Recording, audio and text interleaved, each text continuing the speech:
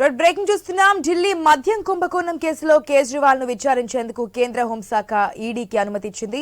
ప్రజా ప్రతినిధులను విచారించేందుకు ఈడీ ముందస్తు అనుమతి పొందాలని సుప్రీంకోర్టు గత నవంబర్లో ఆదేశించింది. ఈ మేరకు లెఫ్టినెంట్ గవర్నర్ వీకే సక్సేనా కేజ్రీవాల్ ను విచారించేందుకు అనుమతించడంతో కేంద్రం చర్యలు తీసుకుంది.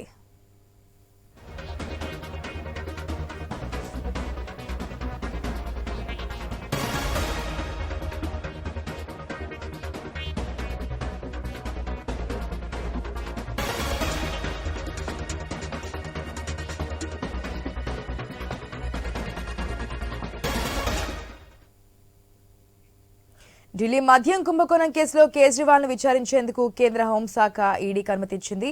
సో దీనికి సంబంధించి మరిన్ని అప్డేట్స్ మా ఢిల్లీ ప్రతినిధి రామకృష్ణ ద్వారా తెలుసుకుందాం. రామకృష్ణ, ఎలక్షన్స్ దగ్గరకు వచ్చేస్తున్నాయి. పోటాపోటీగా ఉన్న ఆప్ బీజేపీ, కాంగ్రెస్ కూడా ఇటువంటి టైంలో ఈడీ విచారణకి పిలవడం ఏ విధంగా చూడొచ్చు? హాజరయ్యే అవకాశాలు ఉన్నాయా? అయితే లిక్కర్ స్కామ్ దేశంలోనే అతిపెద్ద స్కామ్ ఇది. ఈ స్కామ్ కి సంబంధించి ఇప్పటికీ అరవింద్ కేజ్రీవాల్ పీకర్ లోతుగా మునిగిపోయారు.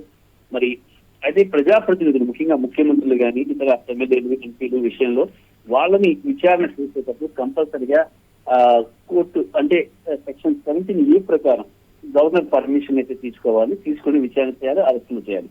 కానీ దేశవ్యాప్తంగా అనేక చోట్ల అలాంటి పద్ధతిని పాటించుకోకుండా ఎన్ఫోర్స్మెంట్ డైరెక్టరేట్ చేస్తున్న అరెస్టులపై ఇటీవల సుప్రీంకోర్టులో కూడా కేసు ఫైల్ అయింది. ఈ నేపథ్యంలోనే దీనికి సంబంధించి ఒక కీలకమైన నిర్ణయం అయితే ఆల్రెడీ ఉంది.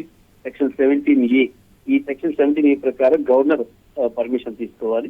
దీంతో ఇక కేజ్రీవాల్ లిక్కర్ స్కామ్ విషయంలో ఈడీకి, ఎన్ఫోర్స్మెంట్ డైరెక్టరేట్ కి గవర్నర్ పర్మిషన్ ఇచ్చారు కేజ్రీవాల్ ని విచారించేందుకు. ఈ నేపథ్యంలో కేజ్రీవాల్ ని మళ్లీ అరెస్ట్ చేసే అవకాశాలు కూడా కనిపిస్తున్నాయి.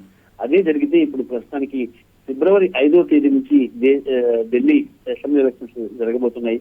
మరి ఈ నేపథ్యంలో కేజ్రీవాల్ అరెస్ట్ ఎలాంటి పరిణామాలకు దారి తీస్తుంది అనేది రాజకీయ వర్గాల్లో తీవ్ర చర్చనీయాంశంగా మారింది. రైట్ రామకృష్ణ.